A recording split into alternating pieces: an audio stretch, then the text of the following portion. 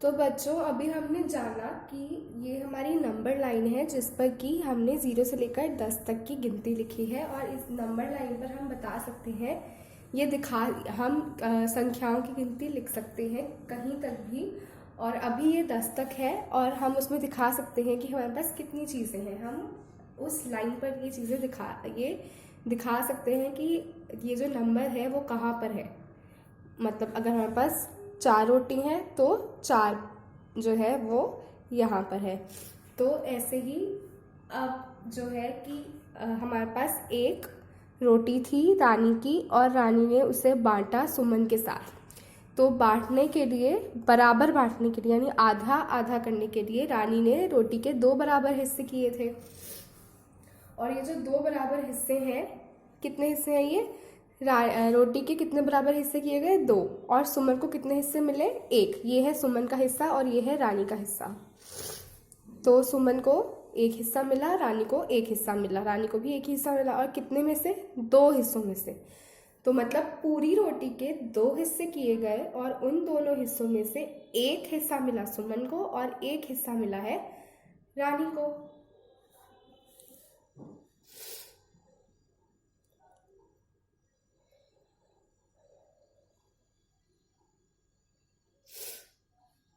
यानी कि दोनों को बराबर बराबर ही मिला है।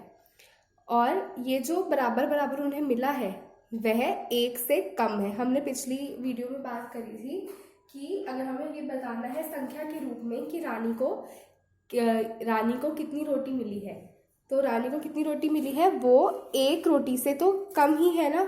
ये तो 1 पूरी रोटी तो ये है, लेकिन रानी को 1 रोटी से कम मिली है। रानी को 1 रोटी से कम मिली है तो 1 से कम है, लेकिन ऐसा भी नहीं है कि रानी को कोई रोटी नहीं मिली।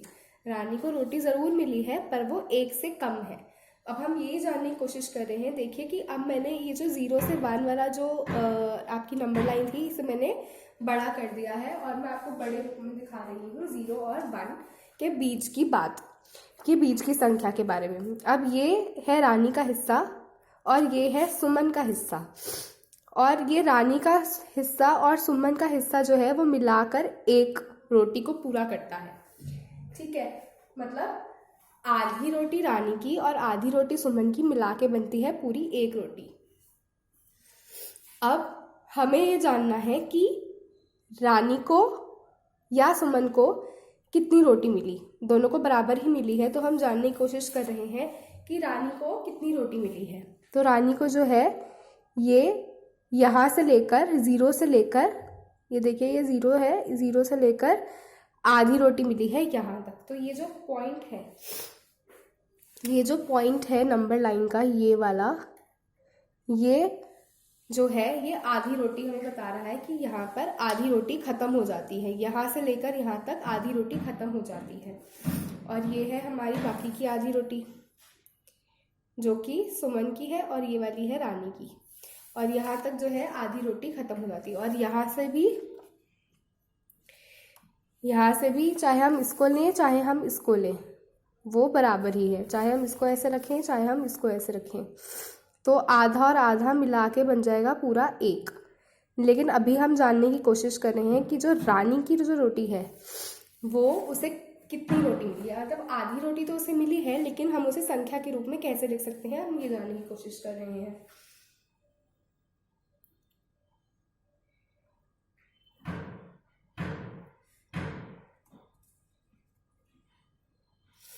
अब बांटने से पहले थी पूरी 1 रोटी और बांट कर हो गई थी आधी।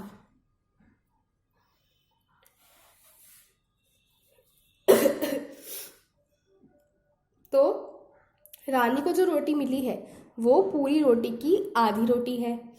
यानी कि जब हमने रोटी को 2 बराबर हिस्सों में बांटा तो जो हिस्सा रानी को मिला है उतना ही हिस्सा सुमन को भी मिला है। सुमन का हिस्सा ये रहा और ये हम यहाँ पर रख कर देखते हैं तो ये बिल्कुल बराबर होगा। देखिए जो हिस्सा सुमन का है वही हिस्सा रानी का है और ये बिल्कुल बराबर है, हमने रख के भी देख लिया है। ठीक है, अब हम ये जानने की कोशिश कर रहे हैं कि यहाँ से लेकर यहाँ तक का जो हिस्सा है, आधा हिस्सा, उसे हम संख्या के रूप में कैसे लिखेंगे। तो हमें पता है कि ये 0 और 1 के बीच में आएगा, क्योंकि 1 रोटी से तो कम है, 1 से कम है लेकिन 0 से ज़्यादा है। अब लगता है 0 और 1 के बीच में भी कुछ नंबर होते हैं, हमें दिख नहीं रहे हैं वो नंबर, लेकिन ऐसा है कि जो 0 है और जो 1 है उसके बीच में भी कोई संख्या आती होगी, तभी हम आधे को संख्या के रूप में लिख पाएंगे।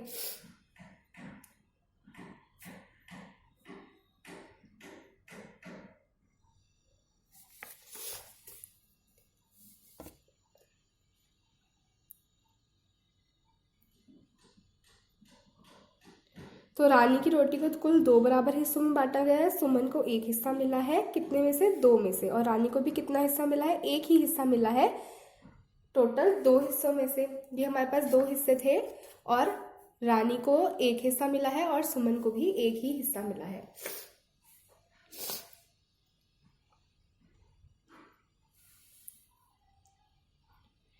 तो सुमन की जो आधी रोटी है, यानी सुमन की आधी रोटी भी उतनी ही है जितनी की रानी की आधी रोटी है।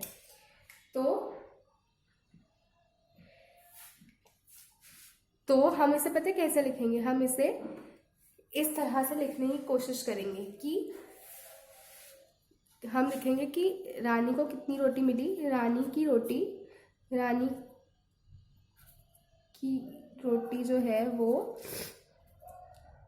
उससे हम ये जो लाइन खींच रहे हैं, ये लाइन जो है वो उन नंबर्स के लिए आती है, उन संख्याओं को दर्शाने के लिए जो कि पूरी नहीं है, जो कि आधी है, या इन नंबर्स के बीच में। यानी कि देख लीजिए आप कि ये जो सारे 1 2 3 4 नंबर्स हैं, इनके जो बीच में जो जगह है, इनमें जो संख्याएं आती हैं ना, उसे हम इस लाइन के रूप में दिखाते हैं। इस लाइन को हम बीच में रखते हैं और इसके ऊपर एक संख्या आती है और इसके ऊपर एक संख्या, इसके नीचे एक संख्या आती है। तो यहाँ हम लिखेंगे कि जो रानी की जो रोटी है उसे कितने बराबर हिस्सों में बांटा गया है। रानी की जो रोटी है उसे कितने बराबर हिस्सों में बांटा गया है? उसे 2 बराबर हिस्सों में बांटा गया है। जितने बराबर हिस्सों में पूरी रोटी को बांटा गया है, मतलब ये हमारी पूरी रोटी है और पूरी रोटी को जो है 2 बराबर हिस्सों में बांटा गया है। पूरी एक रोटी को 2 बराबर हिस्सों में बांटा गया है और जो वो है, और रानी को उसमें से एक ही हिस्सा मिला है। पूरी रोटी को कितने बराबर हिस्सों में बांटा गया है? 2। और रानी को या सुमन को कितना हिस्सा मिला है? एक ही मिला है। रानी को एक ही हिस्सा मिला है, तो हमने लिखा कि रानी को कितनी रोटी मिली? 1/2। यानी कि एक पूरी रोटी के 2 हिस्से करने पर, एक रोटी के 2 बराबर हिस्से करने पर रानी को उसका एक ही हिस्सा मिला। ठीक है, तो हम इसे दिखाते हैं इस रूप में कि हाफ जो है, रानी को कितनी रोटी मिली है? हाफ रोटी मिली है। यानी कि उससे जब हमने रोटी के 2 बराबर हिस्से किए, हमने क्या किया था? हमने रोटी के 2 बराबर हिस्से किए थे। यानी कि जब हमने रोटी के 2 बराबर हिस्से किए तो रानी को हमने उसमें से एक हिस्सा पकड़ा दिया। हमने रानी को बोला ये हिस्सा तुम्हारा है, ये तुम रखो, और दूसरा हिस्सा सुमन का है। तो रानी को मिला ये वाला हिस्सा जब हमने रानी की रोटी के 2 बराबर हिस्से किए। तो रानी को कौन सा हिस्सा मिला? रानी को मिला ये वाला हिस्सा और सुमन को मिला ये वाला हिस्सा। तो ये जो ये वाला हिस्सा है, ये है रानी का हिस्सा। तो हमने लिख दिया कि रानी को कितनी रोटी मिली है? 1/2। 1/2 इसलिए क्योंकि बटा क्यों लगाया है हमने? 1/2 हमने ये लाइन इसलिए डाली है क्योंकि ये जो लाइन है ये हमें बता रही है कि ये जो नंबर है ये 0 और 1 के बीच में आता है। क्या होता है? 0 और 1 के बीच में आता है ये नंबर। यानी कि ये जितनी भी संख्याएं हैं, यानी कि 1 से 2 के बीच में अगर कोई रोटी, अगर रानी ने 1.5 रोटी खाई होती तो इसके और इसके, अगर उसने 1 से ज़्यादा रोटी खाई होती पर 2 से कम रोटी खाई होती तो भी हमें बटा का निशान चाहिए होता। ठीक है, अगर रानी ने 5 से ज़्यादा रोटी खाई होती पर 6 से कम खाई होती तो भी हमें बटा का निशान लगाना होता। लेकिन अभी क्या है? अभी रानी ने बस आधी ही रोटी खाई है। ये मेरी आधी रोटी खाई है रानी ने, और ये जो आधी रोटी है ये 1 से कम है और 0 से ज़्यादा है। अब 1 से कम वाली चीज़ और 0 से ज़्यादा वाली चीज़ और उसके बीचों 1 और 1 0 और 1 के बीचों बीच जो पॉइंट है उसको हमने नंबर लाइन पे दिखाया है, और ये है 1/2। 1/2 यानी 1/2। और इसे हमने इस तरीके से दिखाया है कि रानी को जब हमने रोटी के 2 बराबर हिस्से किए तो रानी को उसमें से एक हिस्सा मिला और ये जो काला वाला हिस्सा है जो शेडेड है वो रानी का हाफ है और ये सुमन का हाफ है। और ये हमने रानी की रोटी को कलर कर दिया है, यानी कि रानी को कितनी रोटी मिली है, रानी को मिली है 1/2 रोटी, पूरी रोटी का 1/2 हिस्सा मिला है रानी को।